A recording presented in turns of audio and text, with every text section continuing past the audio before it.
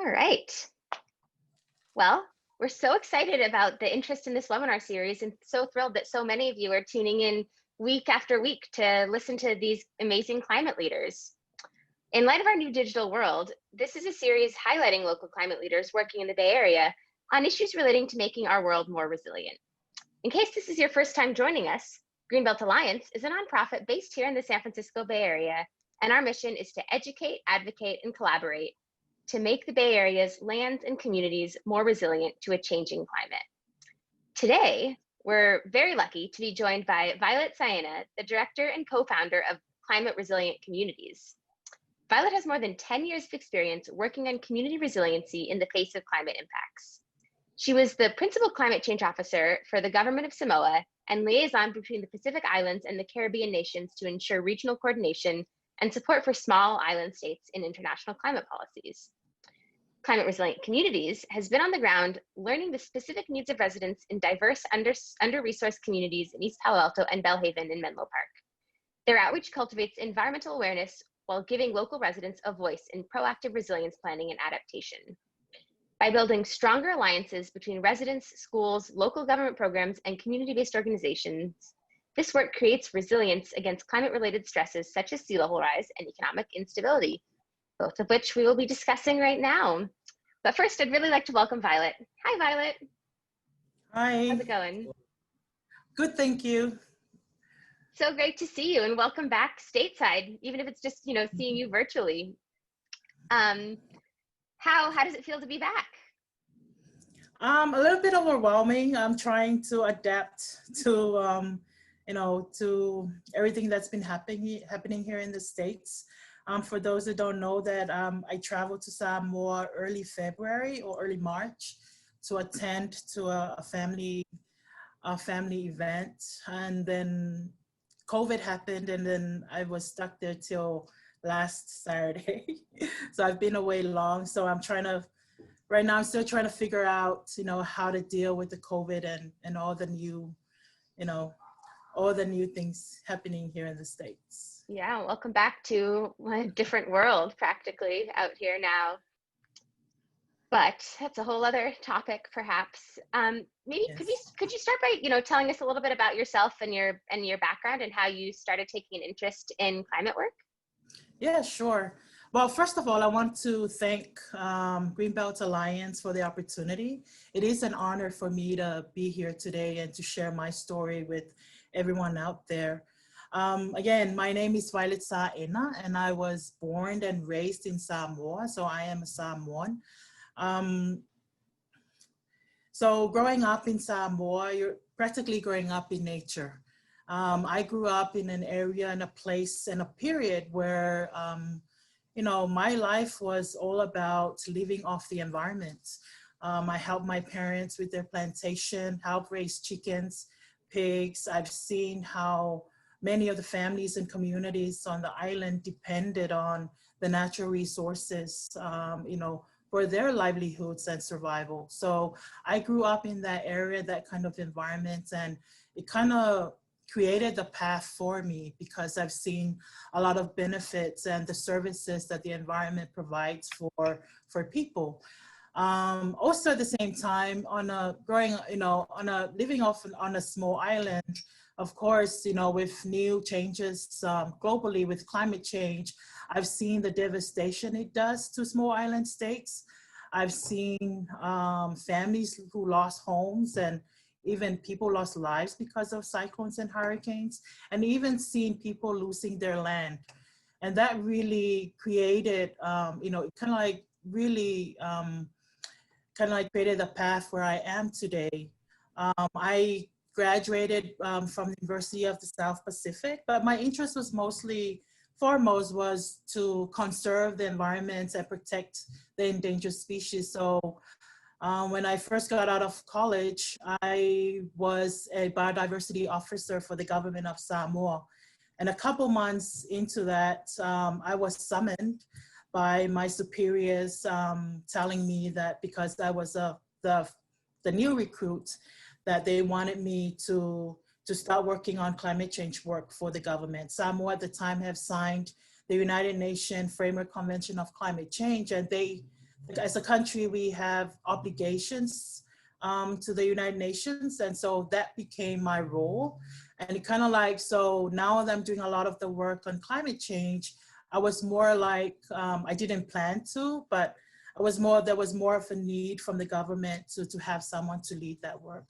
So during that time, I was able to, with that work, I was the first climate change officer for the country, and I helped designed, even developed the climate change program for Samoa. And on top of that, trying to meet Samoa's obligation to the United Nations and also representing the country during these negotiations.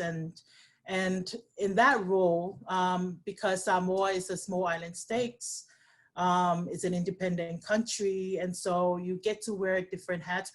At the time, Samoa was also part of the least developed countries, which in the United Nations definition is the poorest country in the world. So we were under that category as well. So a lot of the climate change work I was involved in was advocating for climate change adaptation funds to support poor countries or least developed countries or small island states country like Samoa and some of the Caribbean countries to adapt to climate change. Fast forward to now, I moved to the United States 2005 because I got married and my husband's from here. I didn't plan to go back to this field, but I still had a lot of passion, and when the opportunity arrived, I wanted to go back. It was very hard at first. Because I don't have a degree in the United States. That was like the main criteria so I faced a lot of barriers during that time, and that's when I decided to go back to school. So I went back to Duke and finished my master's in environmental management, and right after Duke, I started working in the communities doing what I love. Wow. That's quite a story. And you recently, so you were working with Acterra, and Climate Resilient Communities is recently branching out from Acterra. That's so exciting. Can you talk a little bit more about what Climate Resilient Communities does? Yes, well, thank you very much to allow me to share that. So for the past 4 years, I've been with Acterra. A lot of the programs I was involved in developing were mostly programs for disadvantaged communities. Because I came from a place where I've seen the devastations and the impacts of climate change, I found that was very different at first here where I live and in the Bay Area. A lot of the focus was around mitigation.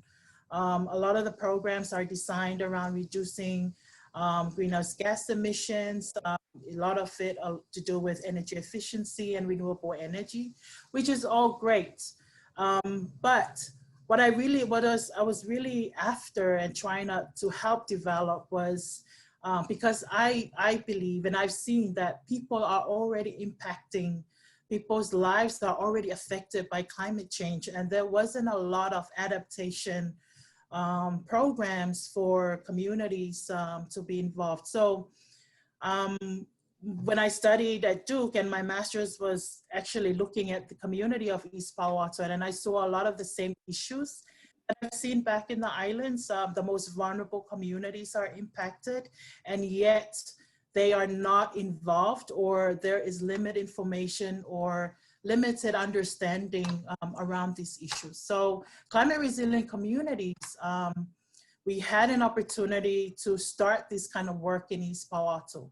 We started off through another program where Acterra was involved with the Resilient by Design program, where we were part of the South Bay Sponge project, working very closely with the field operations team.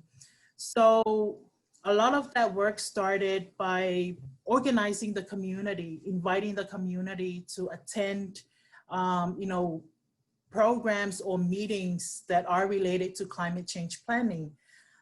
So that's what Climate Resilient Community is all about. It's about giving the community the voice and the opportunity to engage and participate.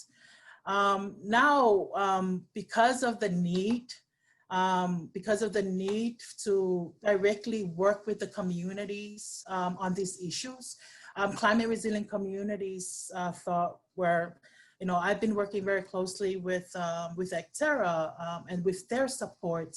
I think there's a lot of opportunity for CRC to branch out and do more, provide more community service to the community. So that's why we are now, we're taking this step forward, branching out, but the hope is to directly serve the community needs and work closely with the communities to address the priorities and concerns regarding climate change and sea level rise. Yeah, that's so great. I mean, every community needs a climate resilient communities program. So it's so great that you guys are really, focusing in on that and really, focusing on building resilience in these vulnerable communities. And I think, now more than ever before, we really need to come together as a community and as a region to build resilience and come up with innovative solutions to climate change and sea level rise. And with like the fires and the smoke and the other health and economic impacts from COVID, the slow moving disaster of sea level rise might not be everyone's top priority right now. How do you think we, get people to focus on, the immediate shocks and stressors that they're dealing with, and also kind of think long-term about the future risks of sea level rise? Well, I believe like everything is connected, right? So what we are trying to do, with the Climate Resilient Communities program is to organize the community, help the community to be prepared for disasters. COVID-19 is, I see that that's one of the disasters that hit our community. If we had been prepared and know more about it, then the less vulnerable we become. So I see that they're all interconnected. Again, we also see that the most vulnerable communities are communities that are less economic resilient. That's also something that we have seen during the work that we have done in East Palo Alto, communities like in North Fair Oaks, or, the disadvantaged communities, Bel Haven, because people don't have the resources. They don't have that information. And so it's the same thing as climate change. I mean, climate change affects our health. Same thing as COVID-19. So everything is related. But what we are trying to do, and, the message is that we have to be prepared. We have to be able to respond. And to do that, one of the key goals is that we try to organize the community to be able to be prepared. Yeah, absolutely. And I hope that some of the networks and the ways that we are responding to the COVID-19 crisis can then be, translated and used as methods of responding to, future climate impacts. And yeah, it's no secret that disasters, whether they be, climate, economic, health, or otherwise, really hit low-income communities much harder. And I think we have to work much harder now to prepare these communities to be resilient, so that whatever comes next, they'll be able to withstand future impacts. Can you talk a little bit more about your work and like what projects you're working on now? Yeah, so last year we started off, we had the opportunity to get a lot of the nonprofit world, nonprofit work we do, first we have an idea, and then we have to look for funding to make it happen. For CRC, a lot of our work is developed from what we hear from the community. A lot of it is to address community needs. So last year we completed we actually built a climate change community team, and we got support from San Mateo County to do this. So that's one project that has started, and it's still ongoing. It's the climate change community team. And this is a team that's comprised of community members, community-based organization, the city of East Palo Alto, community, the business community, and our youth. And they're all part of this group who are actually, their main role is to coordinate and advocate with climate change work. The second project that we completed last year, which kind of like determine what we're doing now is that we actually completed a pilot community-based vulnerability assessment to climate change and sea level rise. And this is a project that was also funded by San Mateo County and also Caltrans. And the project, it really helped bring the communities together to have that conversation, like what is our vulnerability? It's more like a bottom-up approach to vulnerability assessments. If I am speaking to a lot of climate experts out there, what I'm talking about, it's more like building the community vulnerability from the community lived experience and their own, having the community to lead the conversation. So we completed that. We have a report, which is also on Actera's website, which actually lists out some of these priorities and adaptation strategies the community want to see happening. So with CRC work now, which we're building off from that work from last year. And so right now we're still working with the climate change community team to guide some of this work. At the same time, we're also developing programs. For example, one of the outcomes of our program last year, we actually had implemented a demonstration project with rain gardens and water cisterns as a community-led strategy to address water security and flooding in East Palo Alto. And so, but the community want to see more of that. So right now, climate resilient communities we're looking for opportunities. We have a project and a program in place, but we want to expand on those efforts.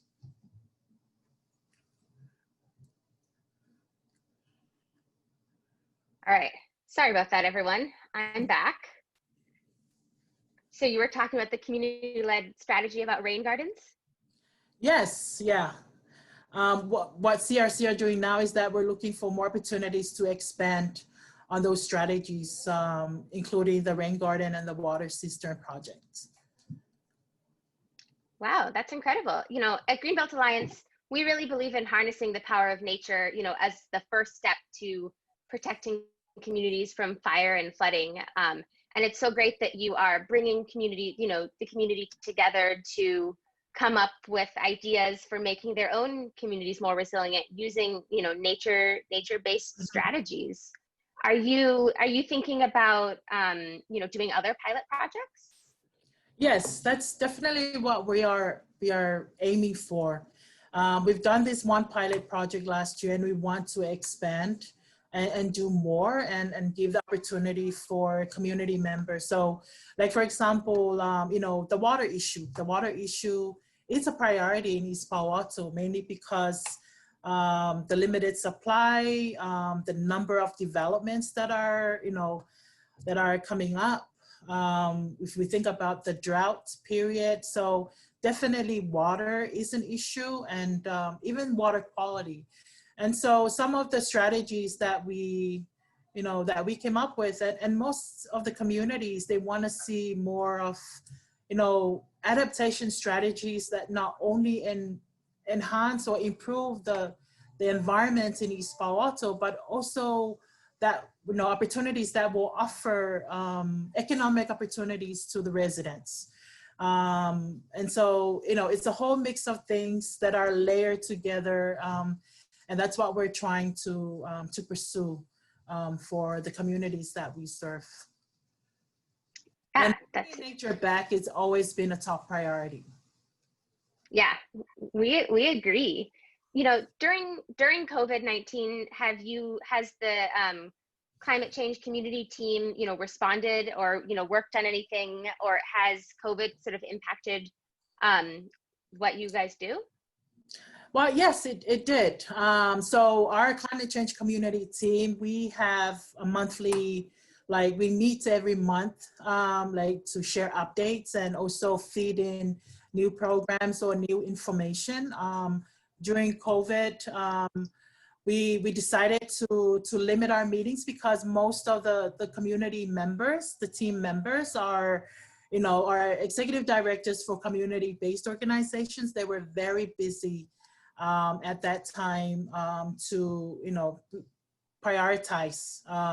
And of course, helping families, with testing sites, things like that, and also helping with housing issues. So a lot of the climate change work, directly related to our climate change work, kind of like, I wouldn't say we were moved to the back burner, but we were always there for each other, because a lot of the network and the collaboration that we created through the climate change team have actually come together, helping each other in the community with their own efforts to address COVID-19. But one key thing that we did, one key outcome that we did complete was our climate change team gave a presentation to the City Council on climate change work that we have done, seeking support from the city on the work that we have been doing, and also the future work that we plan to do. Wow. And how can people get more involved in advocating for climate resilience? Like, how are you looking to expand your climate change community team, or if somebody's who lives in the area is looking to get involved, like, how do you recommend they start advocating for more adaptation strategies or community resilience? Well, it's that's something that the climate change community team are doing now. We are advocating for more adaptation programs and more involvement, but it didn't happen overnight. This was like a long time coming. Even building the team, bringing everyone together, organizing. There was a lot of we helped as part of the program. We helped build the team's capacity. To understand more of the connections of the everyday issues that the community face, and also the role that climate extremes play within the same. So I think what I'm trying to say is, if people want to play a more active role, to be an advocate for these issues, I always believe that you start from your own circle. You can start with your family. You can start with your family, and then your friends, and then your neighbors. Because a lot of the challenges that I faced during the work is that gaining the trust of the community. And so if you're an advocate and you have something to say, to share with the community, it's noise if they don't trust you. The truth of the matter is, it all comes down to that. And if once you gain the trust, then you gain their support, and then they will help you, will help you with your work and expand on what you are trying to advocate for. For East Palo Alto, we have this great group of mentors, leaders that are part of the climate change community team. And there's also a lot of opportunities. Like right now with our program, I am constantly looking for interns or volunteers who want to get involved with our work. We provide the opportunity that you can directly work with the communities that we serve. So there's a lot of opportunities. Just come. Yeah, well, for anyone out there who's looking for a volunteer opportunity or an internship, contact Violet. Yeah, that's great. Yes, please. And so, we met through Resilient by Design, and I think you also worked on the Dumbarton Bridge project that came out of that. Was that the project you were referring to before? Or have you mentioned that? The Dumbarton Bridge, this is a, for those who don't know, there was a project on Dumbarton Bridge resilience study that was done last year. And of course, I was at the table also trying to make sure that the communities are involved, because, Dumbarton Bridge, there's East Palo Alto, there's Menlo Park, a lot of communities are there. And my main purpose was to make sure that the community team or the communities are engaged. So I play a part in helping the project to engage with the community, and also to I also encourage the project to work with the climate change community team. So cool. Yeah, that's such a critical piece of infrastructure in a critical location with multiple vulnerable communities and so many, vulnerabilities that the area is facing. So that's great that you were able to help bring everyone together through that process. Yes. What inspires you about the work that you're doing, or why do you do this work? A lot of it started off with what I've lived and what I've seen. I've seen a lot of people's lives being interrupted because of climate change and sea level rise. I've seen a lot of vulnerable people being helpless, not knowing where to get help. So that really inspires me to continue this work. What inspires me now are actually the community. I can name off people like Opal Harper, Mama D, Roman Tanier, Mayor Regina Wallace, and the youth as well. They turn up. Last year we did we actually carried out a climate change community survey in East Palo Alto, and it was the youth of East Palo Alto that actually made it happen for us. And so they turned up. You see that the youth want to be more involved, and so it really inspired me to keep going. I mean, with this work, there are many challenges, and there are times when, how can I get over this red tape? How can I keep pushing, because, so many things that are in the way.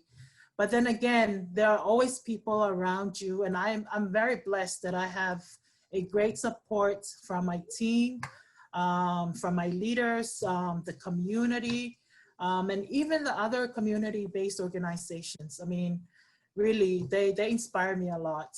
The way I see ecumenical hunger programs serve the community in East Palo Alto inspires me every day. Same thing with Nuestro Casa and what they do for the Latinx community. So, creating that partnership and that cooperation just keep the fuel going for me.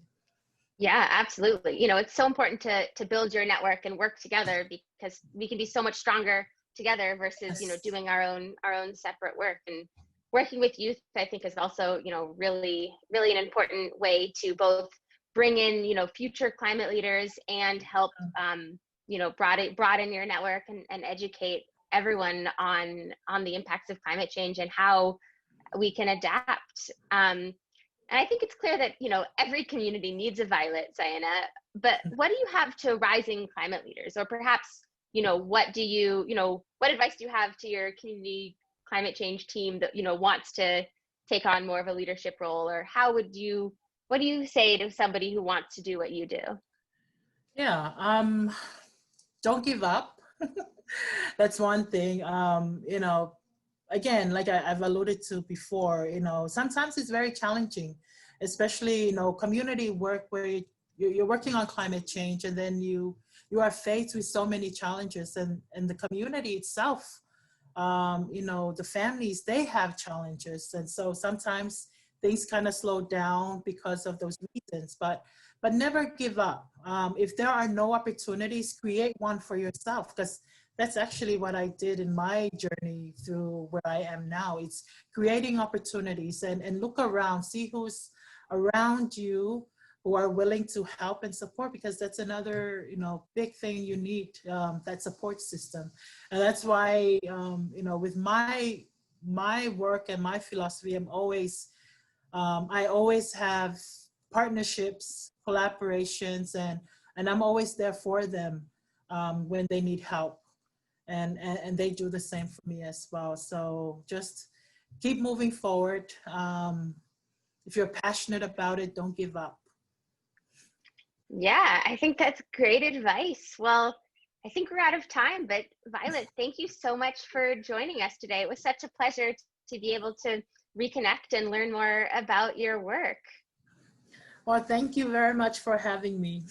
Yeah, and this series was conceived, earlier on in COVID as a way to really, connect and inspire, given the state of the world. And Violet, you were our last speaker in this series, and I can't think of a better way to close it out in a world full of, disasters related to climate, health, political, racial justice, you name it, it's more urgent now than ever before to work together to come up with innovative approaches to fostering resilience so that when the next disaster strikes, our communities really are better prepared. And I'm so excited for, what the Climate Resilient Communities team is doing. And, Greenbelt Alliance looks forward to working with you to make our Bay Area more resilient. We look forward to that too. Thank you very much. Yeah. And for those of you new to Greenbelt Alliance, we're a nonprofit organization supported by donors like yourself.